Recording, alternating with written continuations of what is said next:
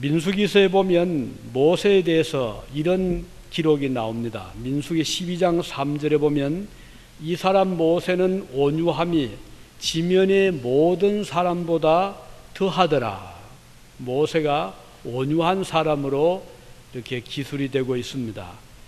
실제로 그는 매우 겸손했고 온유했었죠. 수많은 백성들을 이끌고 광야길을 행진하는 동안 순간순간 마음을 졸이는 일들이 얼마나 많았습니까? 그때마다 그에게 요구된 것은 지도자로서 가져야 되는 품성, 그것이 바로 인내, 포용이 아니겠습니까? 애굽을 떠나기 전에도 바로가 10번씩이나 약속을 저버리고 또 보내는 것을 마음을 바꾸고 할 때 모세는 서둘지 않고 그때마다 물러서곤 했었잖아요. 10번째 재앙이 임한 후에 바로는 백성들을 내쫓다시피 광야로 내몰았습니다. 홍해바다를 건너 시내 광야에 진입하여 가나안을 향해 가는 그 길은 평탄하지 않았었죠. 백성들은 그때마다 어려움이 조금만 닥쳐와도 불만을 터뜨리고 애굽으로 다시 돌아가자라고 선동을 하기도 했습니다. 과격한 언행은 백성들의 마음을 흔들고 충동하기 쉬웠잖아요. 모세가 어느 날 산에 올라가서 40일 동안 하나님과 대면하면서 계명을 2돌판을 받아 가지고 내려오게 되었을 때 백성들은 조급했습니다. 한 달이 되어도 모세가 보이지 않았잖아요. 그들은 서로 우리 이대로 있을 수 없겠다. 우리 애굽으로 돌아가는데 우리가 신을 하나 만들자 해서 아론에게 요청했죠. 신을 만들어 주시오. 그리고 우리를 애굽으로 돌려보내 주시오. 이 아론이 백성들의 그 요구를 들었을 때 거부를 하지 못합니다. 그래서 그러면 너희들 집에 있는 금 귀걸이, 금 목걸이, 금 반지 등을 가지고 오시오. 그래서 모은 금을 가지고 송아지를 만들었잖아요. 그리고는 이게 우리를 인도할 신이다 하고 거기 앞에서 제사를 드리는가 하면 춤을 추고 노래를 하는 이런 일이 일어나게 됩니다. 이제 모세가 이 사실을 내려오다가 보니까 떠드는 소리가 들리고 알아보니 지금 이 말이 아닙니다. 백성들이 하나님께 등을 돌리고 지금 애굽으로 돌아가자고 야단들입니다. 그때 하나님께서 매우 노하셨어요. 말씀하시기를 내가 그들에게 진노하여 진멸하고 너로 큰 나라가 되게 하리라. 하나님께서 얼마나 노하셨으면 이 백성을 다 진멸하고 내가 너를 통해서 나라를 만들겠다라고 하셨습니다. 그때 모세는 하나님께 간곡한 기도를 하는데 이 12절에 보면 주의 맹렬한 노를 거치시고 뜻을 돌이키사 주의 백성에게 이 화를 내리지 마옵소서. 모세가 하나님께 간곡한 기도를 드립니다. 모세의 중보 기도는 하나님 마음을 누그러뜨립니다. 그래서 하나님이 뜻을 돌이키시고 백성들에게 화내실 것을 중단을 하십니다. 모세는 주님 하나님께 받은 그 2개 돌판이잖아요. 돌판을 들고 산에서 내려왔습니다. 이 돌판은 하나님이 직접 만든 제단을 하시고 그게 글을 쓴 돌판이었습니다. 그들이 백성들의 진에 가까이 내려올 무렵에 모세가 그 소리를 듣고 아주 마음이 큰 충격을 받았죠. 그는 참지 못하고 손에 들고 있던 2 돌판을 힘껏 밑으로 집어 던집니다. 그래도 화가 풀리지 않았어요. 그래서 불을 질러서 송아지 그 형상을 태우고 그것을 갈아가지고 가루를 만들어서 물에 타서 앞에 뛰놀고 춤추고 노래하던 자들에게 먹이게 됩니다. 얼마나 모세가 노했으면 이렇게 했을까요? 그리고 모세는 다시 말합니다. 누구든지 여호와의 편에 있는 자는 이리 내 앞으로 나오시오. 그러니까 서로 얼마나 당황이 됐겠어요? 쭈뼛쭈뼛하다가 나온 사람들이 있었는데 누구였었죠? 레위 지파. 레위 지파 사람들이 쭉 나왔습니다. 모세가 말합니다. 허리에 칼을 차고 지금 이 앞에서 뛰놀고 절하던 저 사람들을 진멸하시오. 그래서 그날 죽은 사람이 3,000명이었다고 그랬어요. 이렇게 해서 이제 그 노를 일단은 잠잠하게 이제 잠을 재웠죠. 이 일로 인해서 레위인들이요, 그때부터 하나님에 대한 열정, 공의의 심판에 대한 그들의 아주 강력한 의지가 하나님께 받아들여져서, 그래서 그때부터 레위 지파는 제사장이 배출이 됩니다. 그때부터 레위 지파 사람들은 성전을 책임을 지고 옮겨갈 때, 기명을 또 관리할 때 레위인들이 항상 선택이 된 바로 그 원인이 여기에서부터 출발을 한 것입니다. 하나님께서 이 레위인들의 하나님을 향한 결단과 충성을 높이 사신 것이죠. 진노를 거치신 하나님께서 모세에게 말씀하죠. 이제는 네가 돌판 둘을 친히 깎아 만들어라. 그러면 내가 그 위에 글을 써주겠다. 그래서 모세는 자기 손으로 돌판을 깎아서 지난번에 받았던 모양대로 만들게 됩니다. 그리고 하나님 그 돌판 위에다가 십계명을 다시 기록을 하셨습니다. 자, 여기에서 우리가 오늘 받을 중요한 메시지 하나는, 돌판을 깨뜨렸습니다. 모세가 노에서 던져서 깨뜨렸습니다. 하지만 그 돌판 위에 기록된 글자는 깨어졌지만 그렇다고 하나님의 계명이 완전히 깨어졌는가? 아니잖아요. 하나님 계명은 영원히 깨뜨릴 수 없는 계명임을 하나님이 보여주시기 위해서 모세에게 이번엔 네가 돌판을 만들어라 이렇게 말씀을 하셨습니다. 그래서 모세는 그때부터 열심히 돌을 깎고, 그리고는 정으로 이제 깨고 잘 다듬어서 2개의 돌판을 만들었습니다. 자, 여기에서 우리는 하나님의 말씀은 돌이 깨어지든 시간이 흐르든 백성들이 반대하든 하나님 말씀은 영원히 사라질 수 없다는 것을 볼 수 있는 것입니다. 마태복음 5장 18절에 보면 진실로 너희에게 이르노니 천지가 없어지기 전에는 율법의 1.1획도 결코 없어지지 아니하리라. 1.1획 아시죠? 우리 우리 말이 한글 점 딱지 위에 아가 되고 했잖아요. 또 획 하나 있잖아요. 히브리 글자가 그렇게 생겼어요. 점을 찍고요, 어떤 건 2개, 어떤 건 3개, 그리고는 획을 따라서 발음이 달라지고 의미가 달라지는데, 우리 하나님께서 천지는 없어질지라도 내 말은 한 점 하나도 없어지지 아니하리라 이렇게 말씀하셨잖아요. 영원 불변하신 진리의 말씀임을 우리에게 잘 보여주시는 것입니다. 비록 모세가 화를 참지 못하여 계명의 돌판을 던져서 깨뜨리기는 했지만 계명 자체를 깨뜨린 것은 아니었잖아요.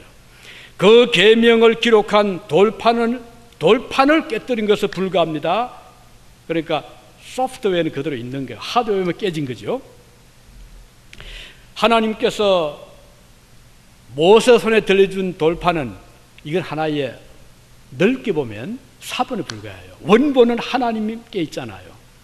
이걸 하나의 그 돌판에다가 새긴 것에 불과합니다. 그래서 모세가 집어 던져서 깨뜨렸지만 하나님 말씀 그대로 존재하는 것이죠. 우리 인류 역사를 보면 성경의 많은 사본들이 끊임없이 소멸되어 왔습니다.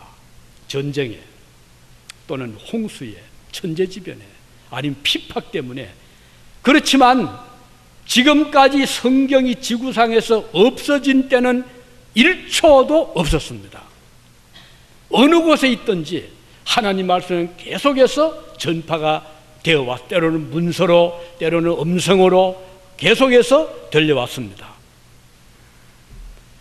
하나님 말씀대로 천지는 없어질지라도, 나라는 없어질지라도, 사람은 사라질지라도 하나님 말씀은 영원히 있을 것이라는 말씀 그대로입니다.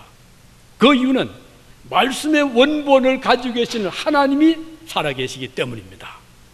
지난해 북한 땅에서는 성경을 소지했다는 것 때문에 80명이 목숨을 잃었습니다. 성경 소지했다고.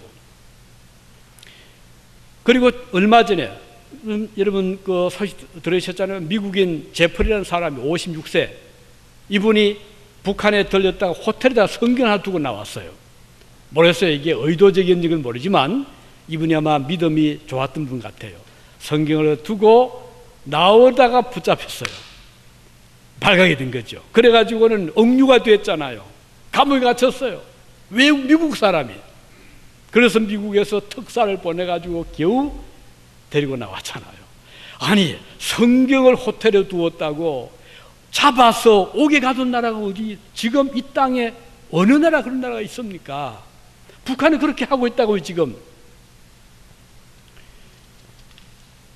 성경을 읽었다고 해서 사상 의심을 받고, 그리고 반역죄로 잡히고 감옥 들어간 나라, 그 성경이 완전히 눈에 안 보이잖아요. 그렇다면 과연 북한에 성경이 없습니까?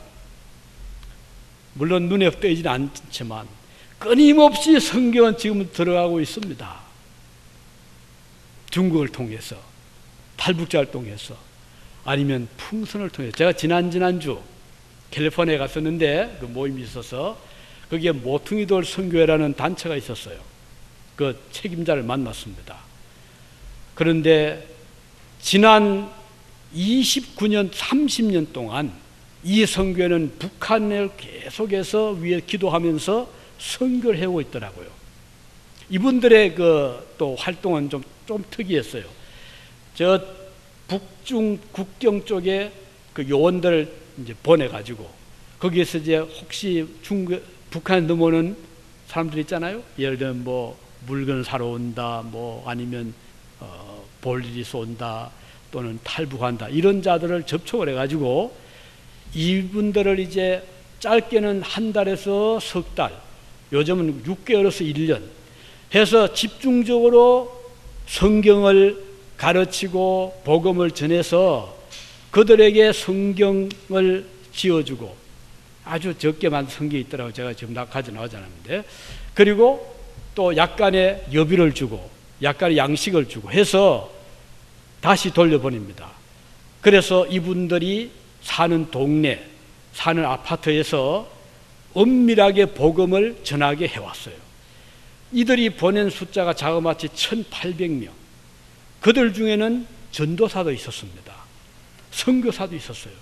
명칭은 붙이지만 질체 비밀로 하고, 그리고 이들이 풍선을, 우리 풍선 선거 아시죠? 그런데 이분들은 풍선 속에다가 뭐 그런 거 넣지 않더라고요. 뭐 어떤 요즘 1달러짜리 넣고 하는 이분들 그러지 않고 그냥 풍선에다가 겉에다가 성경을 인설해서, 그 제가 지금 가져왔는데 아까 바람을 넣었지만 좀 많이 빠졌지만 제가 보여드릴게요. 지금요.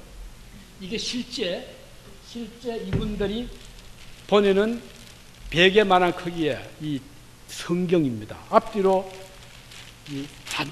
아주 깨알같이 성경을 쫙 기록해서 이다 이제 헬륨 그 뜨는 공기를 주입해서 바람 북쪽으로 불 때 수없이 보내고 있습니다. 그러면 북한의 사람들이 이제 춥잖아요. 물론 그 신고도 하겠고 안에 든 건 아무것도 없으니까 어떤 사람은 가지고 집으로 가서, 그런데 북한에서 온 편지가 오는데 그 북한 글씨를 썼더라고요. 고맙습니다. 성경을 보내주어서 고맙습니다. 이런 편지가 꾸준히 지금 돌아오고 있더라고요. 저렇게 성경을 막아보려고 애를 쓰지만 하나님께서 여러 가지 방법으로, 요즘은 또 방송을 통해서, 인터넷을 통해서, USB를 통해서 끊임없이 성경이 지금 들어가고 있잖아요. 그래서 이걸 보면 아무리 인간들이 성경을 막아보려고, 하나님 계명을 못 읽게 하려고 저렇게 노력을 해도 깨뜨릴 수 없다. 비록 돌판은 깨뜨렸지만 하나님의 말씀은 그들이 제거하지를 못한다는 것을 우리가 지금도 잘 보고 있습니다. 이 하나님 계명 말씀은 우리 삶의 지침서잖아요. 여러분들이 여행을 가면 생판 모르는 도시 갔다고 합시다. 처음 간 곳입니다. 그러면 어느 집에 가려고 할 때 지도도 없이 안내도 없이 어떻게 가겠어요? 더구나 자동차를 가지고 있다 하더라도 갈 수가 없잖아요. 그러나 만일에 지도가 있다면, 또는 요즘에 흔히 USB 또는 요즘 흔히 하는 그 네이비 같은 거 있으면 쉽게 가잖아요. 하나님 말씀인 성경은 우리 인생의 길을 걸어가는 삶의 여정에서 우리의 빛이 되시고 안내서가 되기 때문에 이건 절대적으로 우리에게 필요한 것입니다. 그래서 하나님께서는 놀랍게도 우리에게 이 하나님의 말씀을 주셨고, 이것이 사라지지 않도록 어떤 역경 속에서, 핍박 속에서, 전쟁 속에서, 천재지변 속에서도 이 말씀 우리에게 계속해서 보내주시고 계시는 것입니다. 오늘 우리가 살아가는 이 세상은 아주 혼란스럽고 앞길이 보이지 않을 때가 많잖아요. 어느 길이 우리가 나가야 될 길인지 모르고 가야 될 때가 많습니다. 이럴 때 하나님 말씀이 우리를 딱 잡아주면 이것처럼 안전할 수가 없잖아요. 이 말씀대로만 살아가면 우리는 실패하지 않습니다. 인생에 실패하지 않습니다. 오늘 많은 사람들이 이것을 잡지를 못하기 때문에 성공으로 올라가다가 하루아침에 나락을 떨어지기도 얼마나 많은지 몰라요. 그래서 위험을 당하고 그 쌓아놓은 공을 다 잃어버리는 경우들이 참 많잖아요. 여러분들 사랑하는 자녀들이 한번 생각해 보세요. 여러분들은 일생을 살아왔습니다. 아직 우리 자녀들 어립니다. 그래서 그들의 닥쳐올 수많은 그런 역경들을 어떻게 알겠어요?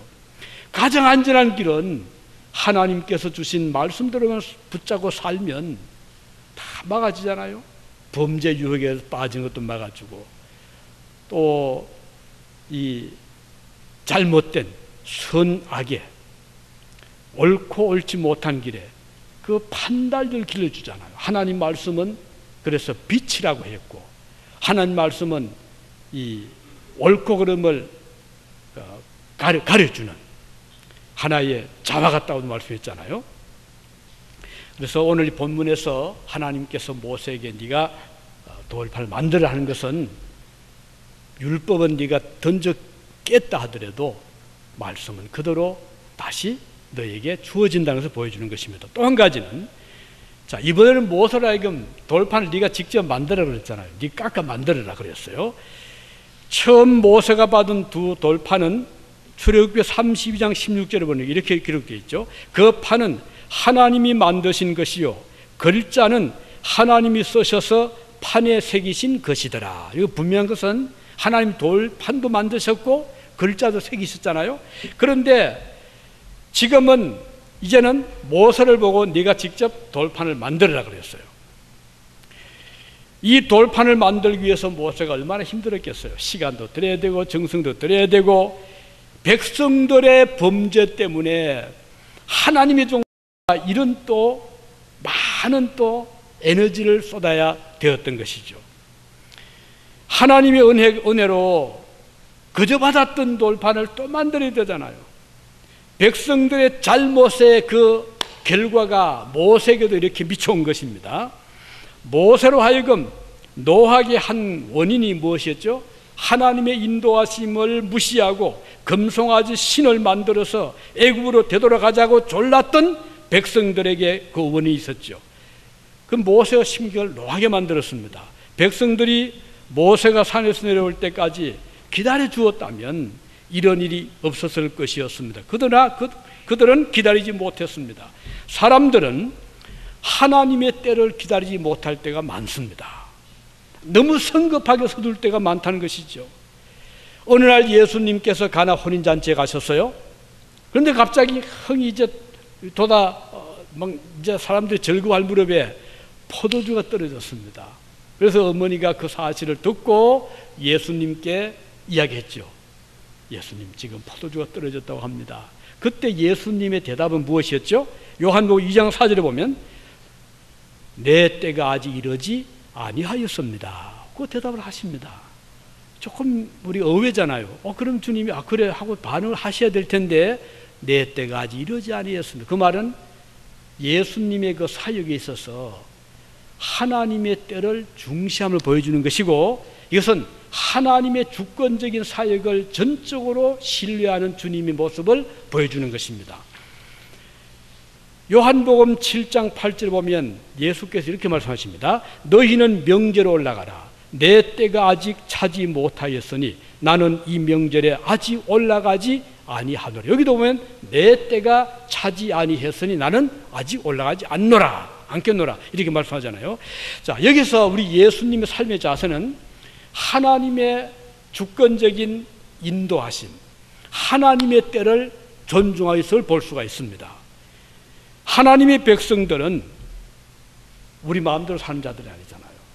하나님 없는 자들이야 뭐 자기가 계획 세우고 자기 마음대로 살아간다고 하지만, 우리 하나님 백성들은 계획은 사람이 세워도 일의 경영은 하나님께 있다고 하신 말씀대로 때로는 우리가 보기에 느려 보입니다. 그렇지만 하나님께서 우리를 때를 따라서 인도해 주실 것을 믿기 때문에 하나님의 때를 존중하는 자들이 바로 저와 여러분들입니다. 자, 이스라엘 백성들이 모세가 산에서 좀 더디오더라도 좀 기다립시다. 아론이 그 백성들이 요구하더라도 우리 조금 기다립시다. 곧 내려올 겁니다. 하나님께서 지금 모세와 우리를 위해서 지금 대하고 있을 것이니 기다립시다 라고 했으면 얼마나 좋았겠습니까? 그런데 그러지를 못했어요.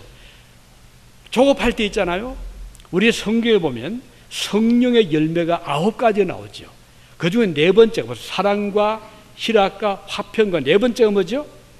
오래 참음. 성령의 9가지 열매 중에 4번째는 오래 참는 것이 endurance, 참는 것이래 말씀이에요. 왜 참습니까? 하나님의 때를 참는다 이 말이거든요. 우리 생각에 이렇게 하면 되겠지, 서둘면 되겠지 하지만 하나님의 때가 이러지 아니하면 우리가 아무리 서둘러도 되지 않는 경우들이 너무 많습니다. 때를 기다리면 내가 하지 아니했음에도 불구하고 일이 아주 순조롭게 풀 때가 있잖아요. 그 이유는 하나님의 때가 찰 때 이루어지는 것입니다. 하나님의 역사하심을 인내함으로 기다리는 믿음이 필요합니다. 그 일을 위해서 우리가 하나님께 기도할 필요가 있는 거죠. 우리 교회는 왜 이렇게 빨리 부흥 안 됩니까? 이런 말을 저는 많이 들어왔어요. 그때마다 뭐라고 답을 하겠어요? 우리 기도하고 기다립시다. 왜 우리 아들 믿음이 안 생기지 모르겠어요. 어떻게 아들 믿음 내가 넣어줄 수 있는 것도 아니고 하나님께 기도하고 때를 기다리는 것입니다. 왜 지금 우리 친구 저렇게 전도하는데 안 됩니까? 기다려 주십시오. 하나님은 역사하실 때 순서가 있고 절차가 있고 가장 적절한 때를 아시는 분이 하나님이십니다. 이거 사업을 하실 때 갑자기 사업이 1년 만에 일어나면 좋지요. 그렇지만 우리 마음대로 안 되잖아요. 그래서 기다림이 필요합니다. 느긋함 기다림, 준비의 과정이 필요합니다. 하나님의 축복의 그 스파트, 때가 필요한 것입니다. 모세는 백성들이 막 지금 흥분해서 하나님을 대적하고 뛰놀 때 얼마나 속이 충기에 컸던지 들고 있던 돌판을 집어 던졌잖아요. 돌판이 깨어진 것을 보면 살짝 던지 않아요. 아주 힘차게 집어 던졌습니다. 그만큼 모세가 받은 충격이 컸다는 것을 말하는 것이잖아요. 그런데 우리가 조금만 모세가 그의 온유한 성품을 좀 더 살려가지고 그렇게 하지 말고 하나님을 바라보고 좀 의논을 했다면 그런 아쉬움이 참 큽니다. 사람이 당황하면 기도를 하지 못할 수 있어요. 모세가 그랬던 것 같아요. 그 결과 생각할 겨를도 없이 하나님과 의논할 여유도 없이 자신이 받은 충격을 바로 행동을 액션으로 옮겼잖아요. 그게 돌을 집어 던진 겁니다. 모세가 손을 벗어난 돌판은 다시 거둘 수가 없어요. 딱 깨어져 버렸는데 우리 손에 있던 것을 우리가 놓치는 순간 다시 잡을 수 없는 경우들이 참 많이 있어요. 기회도 그렇잖아요. 하나님의 때도 그렇습니다. 예수님께서 어떻게 하셨나요? 그 큰 십자가의 무거운 짐을 앞에 두고 얼마나 당황하셨잖아요. 고민하셨잖아요.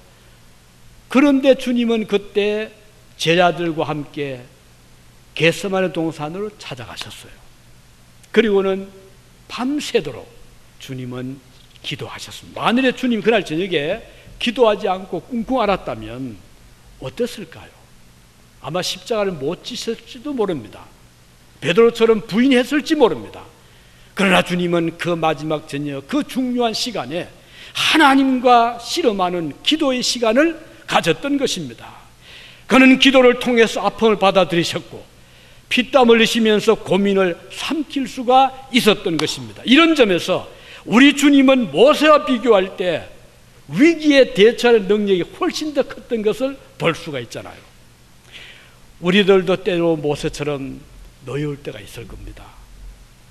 분노, 예수님처럼 고민이 휩싸일 수도 있습니다. 이럴 때 우리는 모세처럼 가지고 있던 돌판을 집어 던짐으로써 해결될 것이 아니라는 것을 기억해야 될 것입니다. 오히려 주님처럼 그럴 때 우리는 기도의 시간을 가지는 것. 하나님 앞에 기도하자. 우리 같이 기도합시다. 주님을 바라볼 때 놀랍게도 그 무거운 짐이 가볍게 될 수도 있고 앞이 보이지 않는 캄캄한 우리 앞에 그 막혔던 담이 아주 쉽게 열려질 수도 있는 것입니다. 모세의 행동은 자업자득인 말처럼 그가 깨뜨린 두 돌판 하나님은 네가 만들어라 하나님 말씀하셨잖아요. 얼마나 모세가 그 만드는 생각을 많이 했겠습니까? 그는 땀을 흘리면서 깎으면서 하나님의 말씀을 생각 많이 했을 겁니다. 심는 대로 거둔다는 말씀처럼 자신의 행동에 대한 책임을 주님은 모세에게 물으셨습니다. 때때로 성도들이 교회에서 가격한 말을 할 때 있잖아요. 행동을 거침없이 하는 경우들을 보잖아요. 우리가 명심해야 될 것은 하나님은 책임을 물으실 때가 온다는 것입니다. 뭘 당장은 아닐 수 있어요. 내 한 과격한 말이, 과격한 행동이 책임으로 닥쳐올 때가 있다는 것입니다. 마음의 분노가 일어날 때 지혜로운 성도라면 그는 기도의 무릎을 꿇을 것입니다. 그리고 하나님의 지혜를 구할 것입니다. 마지막으로 모세는 그의 앞에서 선포하신 하나님의 음성을 듣습니다. 아주 중요한 음성을 듣습니다. 이것은 굉장히 우리가 깊이 생각할 그런 내용입니다. 자, 자신이 깎아 만든 두 돌판을 두고 신상 올라갔습니다. 그때 하나님께서 모세 앞에 서셨지요. 34장 6절에 이렇게 기록하고 있습니다. 여호와로라 여호와로라 자비롭고 은혜롭고 노하기를 더디하시고 인자와 진실이 많은 하나님이로라. 자, 여기 보면 자비롭고 은혜롭고 노하기를 더디하시고 인자와 진실이 많은 하나님, 참 좋은 말씀하십니다. 정말 귀한 말씀을 모세가 듣습니다. 7절에 보면 인자를 천대까지 베푼다. 자자손손 천대까지 은혜를 베푸신 하나님. 자, 초조와 긴장감으로 두려워하던 모세에게 하나님께 주신 말씀은 너무나 위로가 되는 말씀이었어요. 자신이 깨어버린 두 돌판을 가지고 떨면서 올라갔는데 하나님은 놀랍게도 하나님은 자비로운 분이다, 노하기를 더디한다. 얼마나 마음이 위로가 되었겠습니까? 의외로 모세가 안심이 이제 되고 있습니다. 그런데 이게 다가 아닙니다. 그 다음 내려가시면요, 그 다음 뭐라고 했습니까? 그 말씀 다음에 하나님께서 그 다음 이어주시는 말씀을 보면 하나님은 자비롭고 은혜로우신 분은 아니라 그 다음은 조금 더 이제 내려가면요 7절을 보세요. 형벌 받을 자는 그 중반절입니다. 결단코 면제하지 않고 아비의 악을 자여손 3, 4대까지 보응하리라. 이번에는 형벌 받을 자를 결단코 용서하지 않는다. 이게 완전히 배치가 되잖아요. 한쪽에서는 하나님은 자비로우시고 노하기를 더디하시고 이런 하나님이신데 그 다음 보면 형벌 받을 자를 결단코 용서하지 않겠다. 이 두 가지가 좀 나옵니다. 자, 하나님은 사랑, 하나님은 공의, 보응의 하나님. 이 두 가지 딱 지금 이 대비가 되잖아요. 자, 여기에서 우리가 하나님의 두 가지 성품을 보게 됩니다. 하나님은 아주 자비로우신 분입니다. 얼마나 하나님의 그 사랑이 자연 속에 나타나잖아요. 아름다운 봄꽃을 보시면, 그리고 따뜻한 그 햇빛을 보시면 하나님 성품을 느끼잖아요. 그런데 갑자기 태풍이 불어옵니다.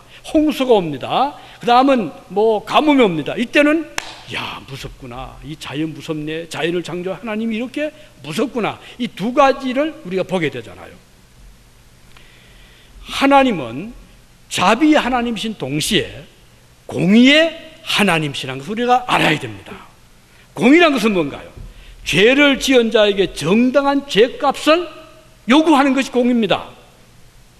공의에는 용서 개념이 없습니다. 용서 있을 수 없어요. 공의에는 자비가 있을 수 없습니다. 정의의 칼을 들고 있을 뿐입니다. 사실 공의가 필요하잖아요. 자, 예를 들면 살인 사건이 났습니다. 그러면 이제 기소가 되잖아요.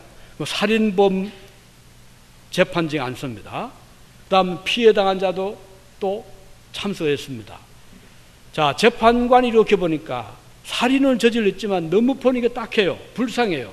그래서 아이고 참 당신이 살인 저질렀지만 내가 보니 너무 고생도 했고 딱하고 하니 내가 다 용서하고 무죄를 주겠다 이라고 한다고 합시다.